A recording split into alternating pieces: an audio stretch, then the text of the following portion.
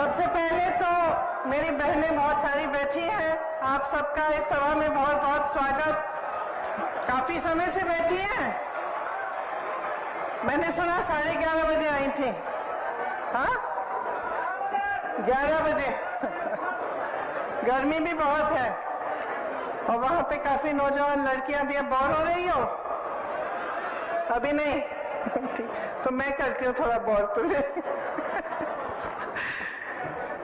श्री अशोक गहलोत जी, श्री सचिन पायलट जी, श्री सुखजिंदर सिंह रंधावा जी, श्री गोविंद सिंह दोतासा जी, श्री ब्रिजेंद्र ओला जी, श्री हेमाराम चौधरी जी, श्री गोविंद राम मेघवाल जी, राजकुमार शर्मा जी, रीता चौधरी जी, JP Chandelia जी, जितेंद्र सिंह जी, दिनेश सुंदर जी, श्रवण कुमार जी, यहाँ उपस्थित सभी नेतागण, सभी कांग्रेस के कार्यकर्ता, बहनों और भाइयों, आप सबका इस सभा में बहुत बहुत स्वागत। शुरू करने से पहले एक बार मेरे साथ शाकंभरी माता की, सालासर बालाजी महाराज की, खाटू श्याम जी की, बावलिया बाबा की और आपकी इस पवित्र मिट्टी की भी मेरी तरफ से जय। आपकी ये जो मिट्टी है, इसने देश को बहुत कुछ दिया है। शीशा मोला जी जैसे नेता,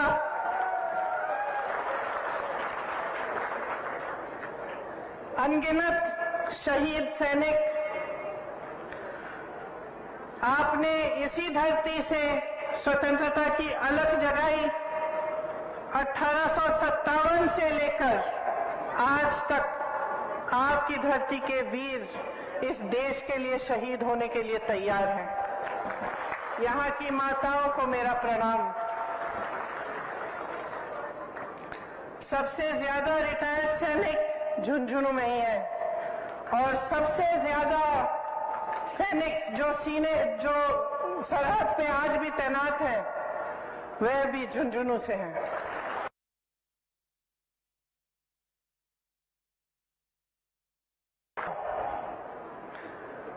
बिरला, दालमिया, सिंह,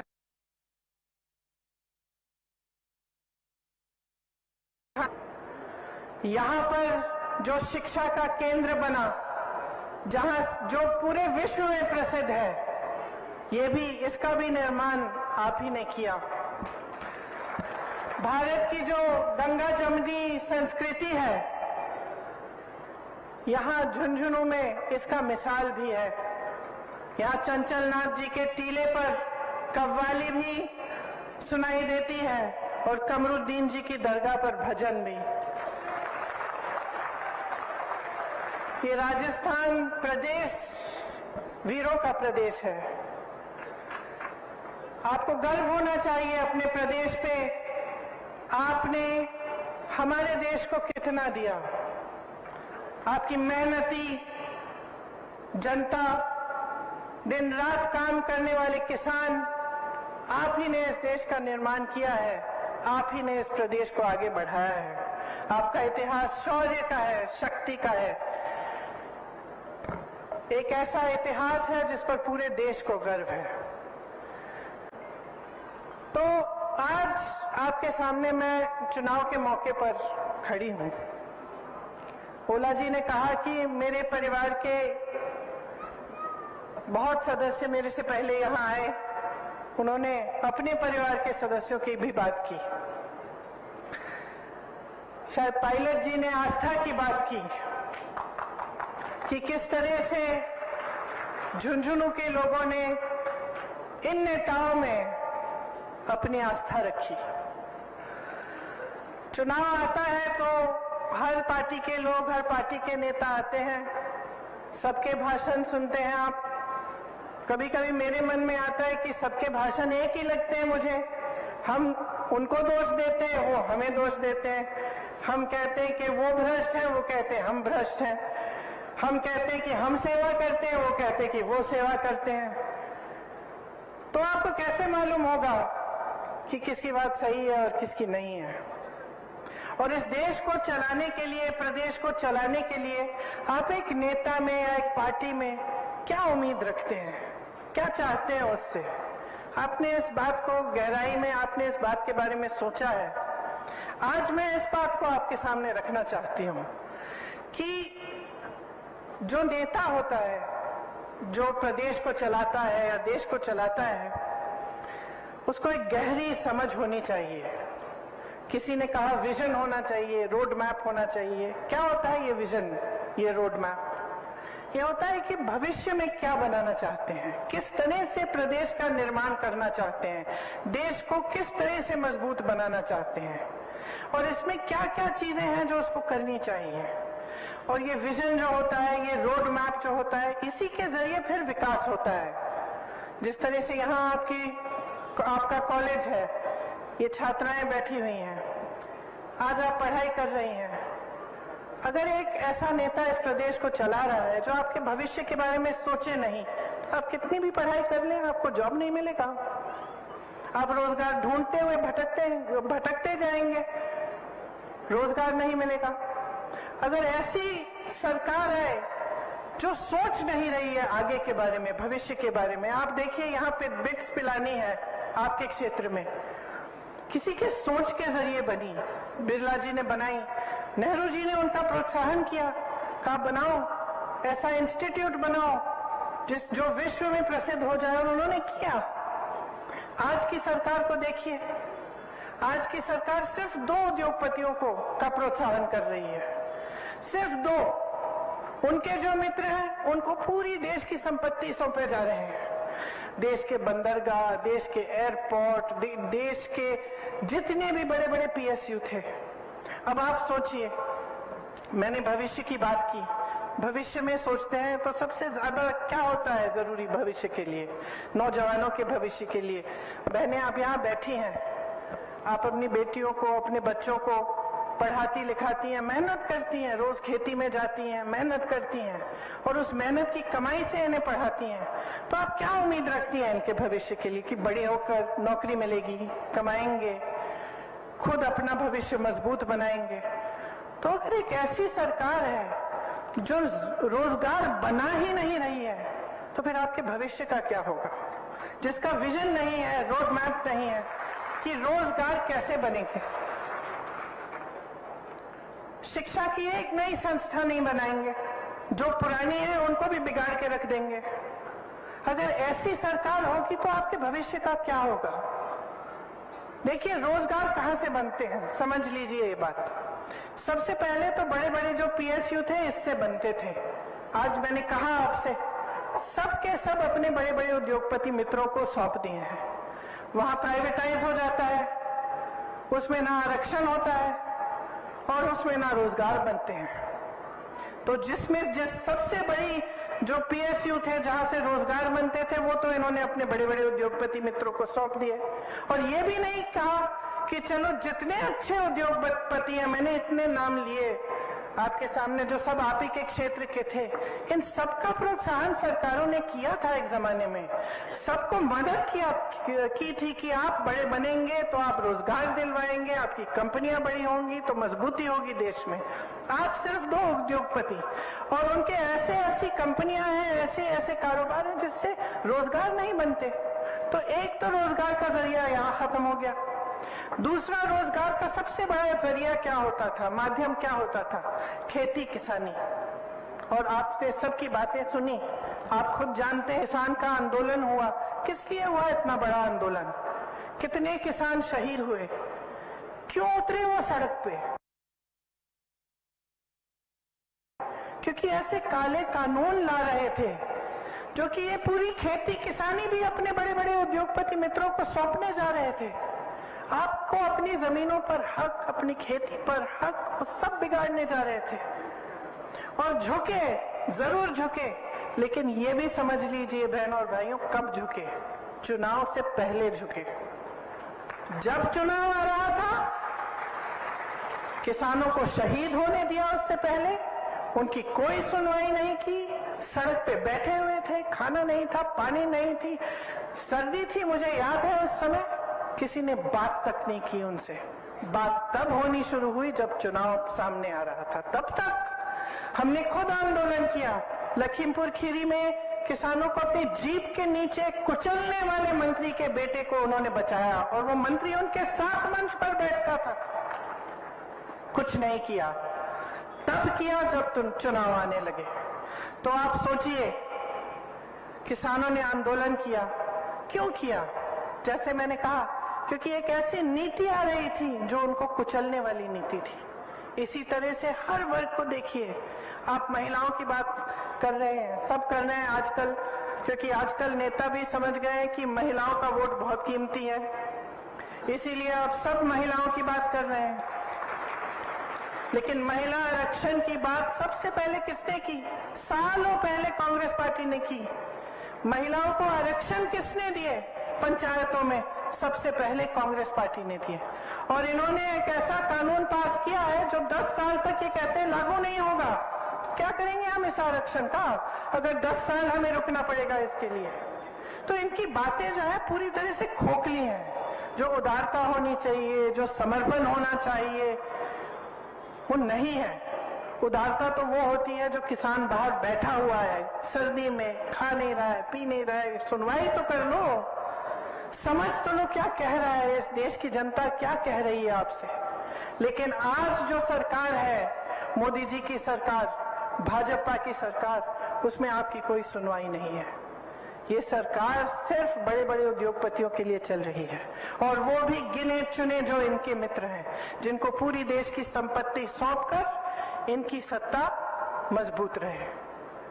तो आपको समझना पड़ेगा कि आज की जो परिस्थितियां हैं उनसे आपका भविष्य कैसे बनेगा। ओपीएस की आपने बात की। अब जो कर्मचारी है 20-20 साल काम करता है, उसकी क्या उम्मीद होती है? और सरकारी नौकरी, मुझे याद है बचपन में भी जब मैं छोटी थी तो मुझे याद है कि बहुत लोग आते थे कि सरकारी नौकरी किसी तरह से इंदिरा जी से कह दीजिए, पिताजी से कह दीजिए, किसी तरह से हमारी लग जाए तो हमारा जीवन बन जाएगा। किस लिए कहते थे ये बात? क्योंकि नौकरी करने के बाद 20-20 साल नौकरी करने के बाद पेंशन तो ठीक ढंग का मिलता था, उसकी सुरक्षा होती थी। आज जितनी भी ये पुलिसकर्मी है, जितने यहाँ तैनात हैं, क्या किसी को पुराना पेंशन नहीं मिल सकता? जब आप मांग उठाते हैं तो आपको कहा जाता है कि पैसे नहीं है इसके लिए। तो अगर इसके लिए पैसे नहीं है तो बताइए, इतने बड़े बड़े उद्योगपतियों के कर्ज माफ करने के पैसे कहां से आए? जो हजारों करोड़ रुपए इनके माफ होते हैं, वो पैसे कहां से आए? जो मोदी जी 2 हवाई जहाज अपने लिए विदेश में जाने के लिए खरीदते हैं, एक 8,000 करोड़ का, दूसरा 8,000 करोड़ का, 16,000 करोड़ के 2 हवाई जहाज सिर्फ अपने लिए खरीदते हैं, उसके लिए पैसे हैं। 20,000 करोड़ रुपए के आपके पास है खर्चने के लिए नए संसद को बनाने के लिए, जबकि पुराना संसद ठीक तरह से चल रहा है। उसका सुंदरीकरण करने के लिए आप 20,000 करोड़ रुपए खर्च करने के लिए तैयार हैं, लेकिन किसान की मांग, किसान का कर्ज माफ नहीं करेंगे। ओपीएस के लिए आपके पास पैसे नहीं है। तो आज की सच्चाई ये है, असलियत ये है, आपने देश को अनगिनत शहीद दिए। इस सरकार ने क्या किया? आपके लिए अग्निवीर ले आए। जब मैं किसानों के लिए लखीमपुर खीरी में आंदोलन कर रही थी, उस समय जब इन्होंने किसानों को कुचला था जीप के नीचे, तो हम उनके परिवार से मिलने के लिए जाना चाह रहे थे, हमें रोक दिया गया। तो हमने, रात का समय था, हम निकल गए अपनी गाड़ी से, हम चले गए कि हम किसी न किसी तरह हम पहुंचेंगे परिवारों के पास। पुलिस ने सब जगह वो नाकाबंदी की हुई थी, हमें ढूंढ रहे थे, हम ऐसे ही निकल गए गाड़ी में पीछे छुप के। 4 बजे रात को हम एकदम एक दूर एक गांव में थे, कुछ नहीं था वहां, बिजली नहीं थी, कुछ नहीं था, और हम इंतजार कर रहे थे कि हमारे कुछ साथी जाके देखें कि पुलिस कार खड़ी है, हम दूसरी तरफ से निकले। तो मैंने देखा कि कम से कम 30-40 बच्चे 3:30 बजे सुबह सड़क पे आ गए। तो मैंने अपने साथियों से पूछा ये क्या हो रहा है? अरे दौड़ लगाने आए हैं। मैंने कहा दौड़ किस लिए अभी इस समय? कहते नहीं, ये दौड़ लगाने आए हैं क्योंकि सेना में भर्ती होना चाहते हैं। तो मैंने खुद अपनी आंखों से देखा है कि यूपी के गांव-गांव में, हरियाणा के गांव-गांव में, राजस्थान के गांव-गांव में ये एक उम्मीद है नौजवानों में कि हम सेना में भर्ती होंगे, हमारा जीवन बनेगा, हमें अच्छी नौकरी मिलेगी और हम देश के लिए शहीद हो सकते हैं। और ये आशा, ये उम्मीद अपने दिल में रखते हैं कि हम देश की रक्षा करेंगे, हम देश की सुरक्षा करेंगे। बदले में क्या मिला? 4 साल की स्कीम कि आप सुबह ऐसी दौड़ लगा रहे हो, ट्रेनिंग कर रहे हो, हर तरह की मुश्किलों का सामना करके आप सेना में भर्ती होने की कोशिश करेंगे और सेना में भर्ती होने के बाद 4 साल बाद आप घर वापस आ जाएंगे और आपको वो भी बेनिफिट्स नहीं मिलेंगी जो बाकी सेना में मिलती है। तो आजकल जब मुझे नौजवान मिलते हैं, मुझे कहते थे हम तो इस बार तो हम भरेंगे ही नहीं एप्लीकेशन, हम भर्ती ही नहीं होना चाहते, क्या फायदा है दीदी?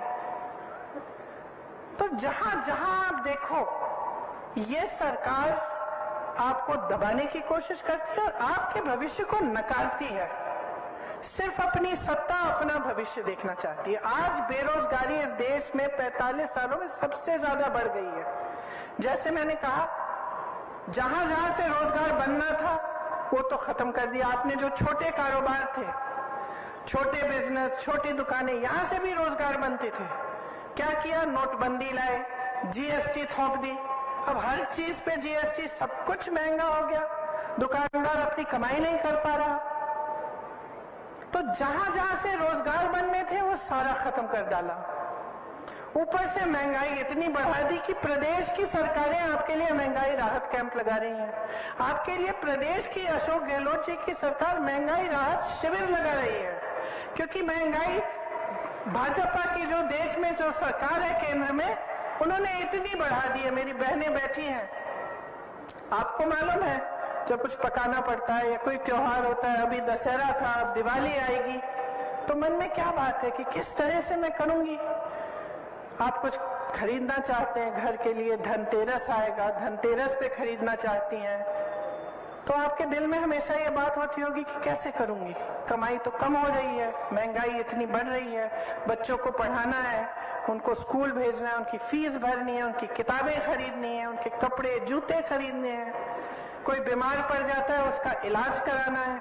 यहाँ तो प्रदेश सरकार ने आपको इतनी मदद दी है, महंगाई राहत शिविर लगाए हैं, इलाज के लिए 25 लाख का बीमा है, 25 लाख का इलाज मुफ्त। जब मैं दूसरे प्रदेशों में जाती हूँ और ये बात कहती हूँ तो चौंक जाते हैं।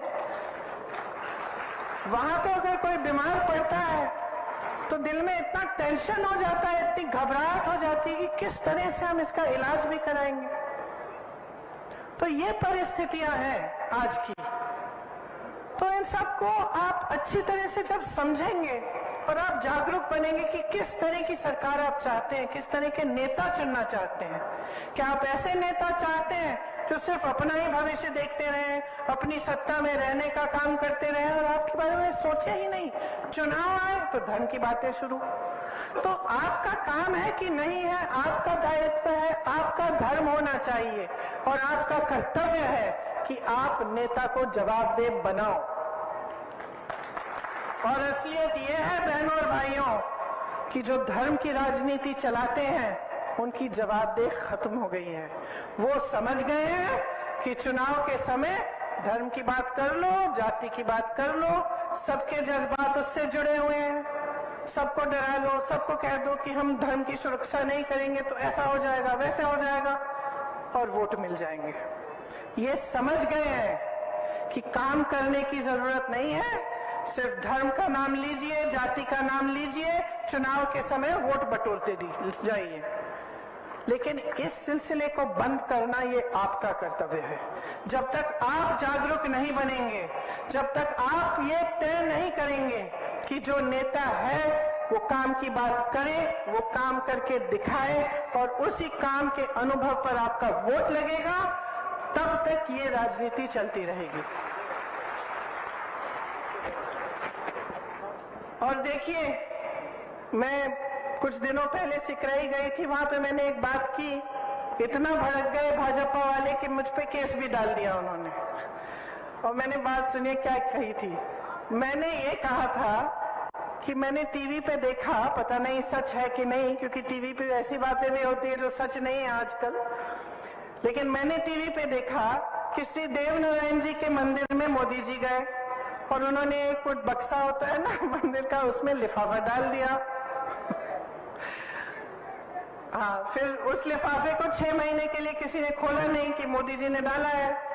6 महीनों बाद वहां के जो मंदिर के जो पंडित हैं और सब लोग इकट्ठे हुए और टीवी वाले भी कैमरा लेके गए और उन्होंने वो बक्सा खोला तो उस लिफाफे में से क्या निकला?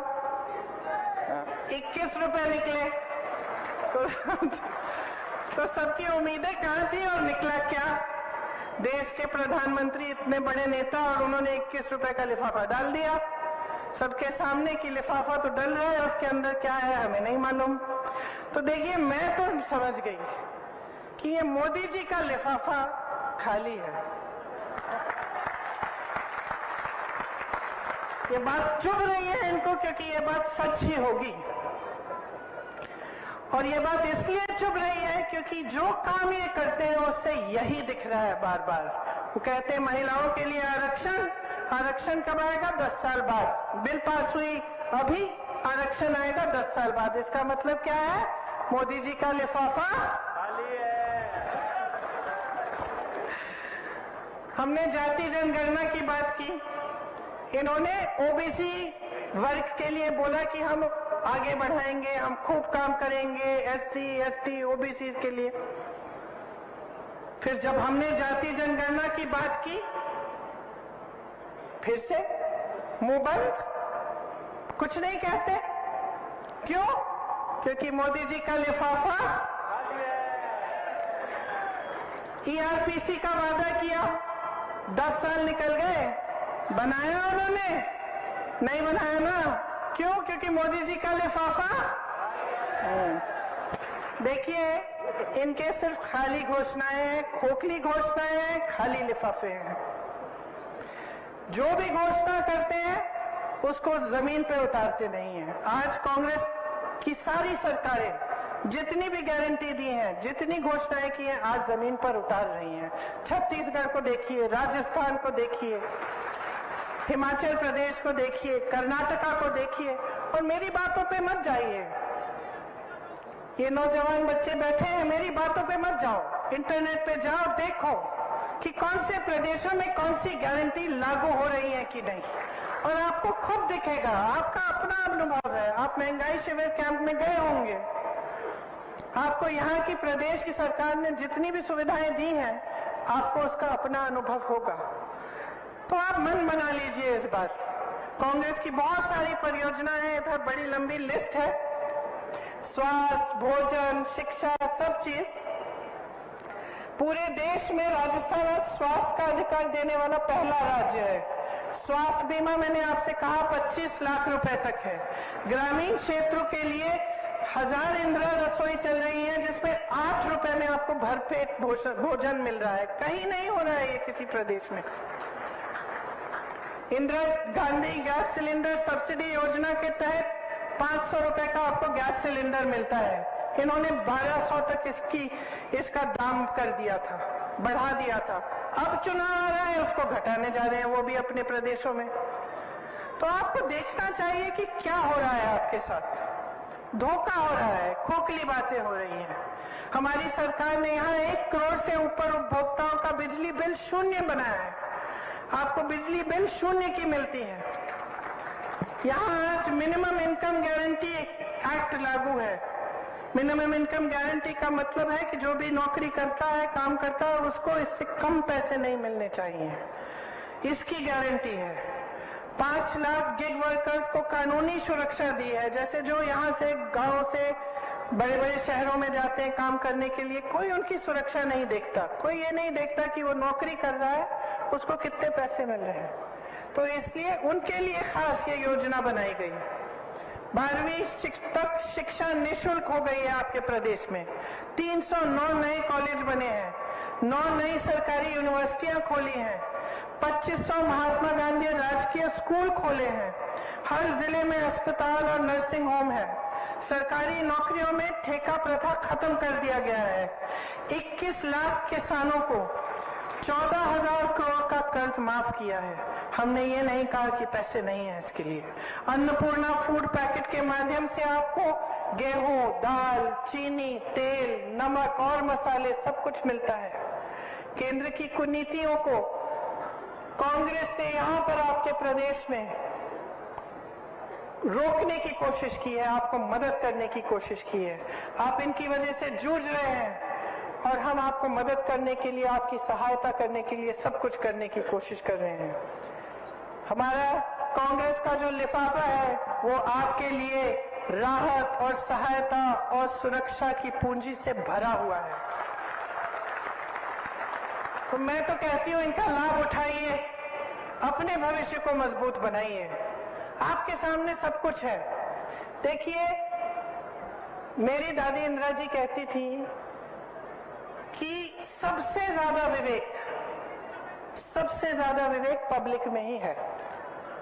और जब कोई शक हो कि समझ में नहीं आ रहा है कि क्या करना है, कैसे करना है, पब्लिक के पास जाओ। जनता बताएगी तुम्हें कि तुम्हें क्या करना है और कैसे करना है। तो इस देश की सबसे बड़ी मजबूती जनता ही है।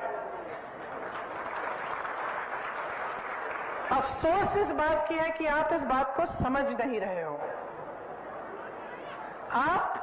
जब आपका ध्यान कहीं और आकर्षित हो रहा है और भटकाया जा रहा है, आप भटक रहे हो। आप अपना ध्यान अर्जुन की आंख की तरह सटीक रखो। और कहां होना चाहिए ये ध्यान? अपने ऊपर, अपने बच्चों के भविष्य के ऊपर, अपनी खेती पे, अपने रोजगार पे।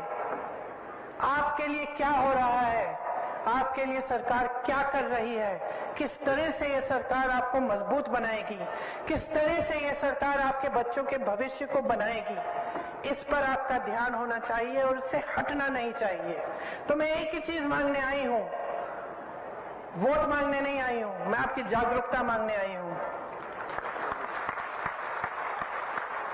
मैं ये मांगने आई हूं कि अब चुनाव का समय है, समझ लो ध्यान भटकाने वाला कौन है और काम करने वाला कौन है।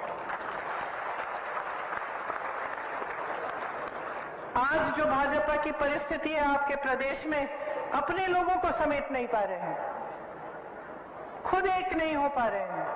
वो तो ये देख रहे कि उनके कौन से वरिष्ठ नेताओं को मार्गदर्शक मंडल में डालें, खुद देख रहे हैं ना। तो आपसे वोट किस आधार पर मांग रहे हैं? मोदी जी तो आकर कहते हैं कि मुझे वोट दो। भाई, मोदी जी थोड़ी बनने जा रहे हैं आपके मुख्यमंत्री, वो तो प्रधानमंत्री है। तो बात समझिए, बिखरी हुई पार्टी जो आपके भविष्य को ध्यान में नहीं रख रही है, आपके पेंशन काट रही है, आपको रोजगार नहीं दे रही है, महंगाई बढ़ा रही है, और दूसरी तरफ एक पार्टी जिसके सारे नेता आपके लिए समर्पित हैं। नौजवान नेता सचिन पायलट, बुजुर्ग नेता जिनका अपार अनुभव है, जो दिन रात आपके लिए एक करते हैं, जिन्होंने देखा कि केंद्र की वजह से आप तड़प रहे हैं और एकदम आपके लिए ऐसी स्कीमें लाएं जिससे आपकी सहायता हो सकती है। तो आपके सामने एक चुनौती है, आप अपने भविष्य को चुनोगे या फिर ऐसी राजनीति को चुनोगे जो आपको भटकाए जाए और बार बार धर्म की बात, जाति की बात कर करके आपको इसी खाई में रहने देगी। वही सत्ता में रहेंगे, वही फूलेंगे फलेंगे। उनके बच्चे तो कोई यहाँ पे स्कूल में नहीं जा रहे हैं, सब बाहर जाते हैं विदेश में, बड़ी बड़ी गाड़ियां हैं उनकी, बड़े बड़े महल हैं, वो तो फूल रहे हैं, फल रहे हैं। तो आपका ध्यान कौन रखेगा? तो मैं सिर्फ इतना कहने आई हूं कि आप जागरूक बनो, सबको समझो अच्छी तरह से।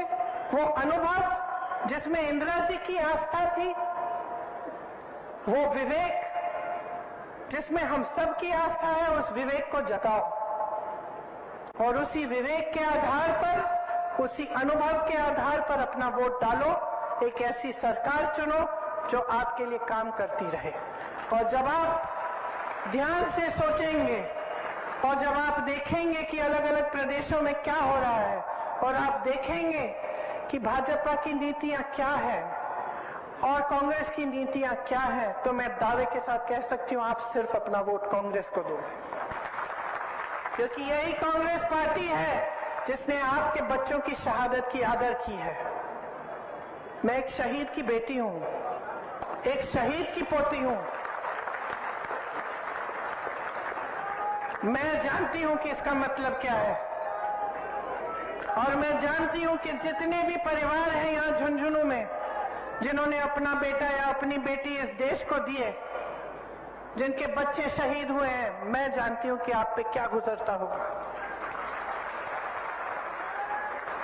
इसीलिए मैं कहती हूं कि एक ऐसी सरकार चुनो जो आपका आदर करे। जितनी श्रद्धा आपको नेताओं में है, आप नेताओं में रखते हैं, उतनी ही श्रद्धा नेता को आप में रखनी चाहिए। और अगर नेता भटक रहा है तो आपको सिखाना पड़ेगा। ये आपकी एक बहुत बड़ी जिम्मेदारी है। इसको पूरी तरह से 25 तारीख को निभाइए। मेरी बातों को याद रखिए, भूलिए नहीं। बोर तो नहीं किया? अच्छा, बोर नहीं हुआ तो जोर से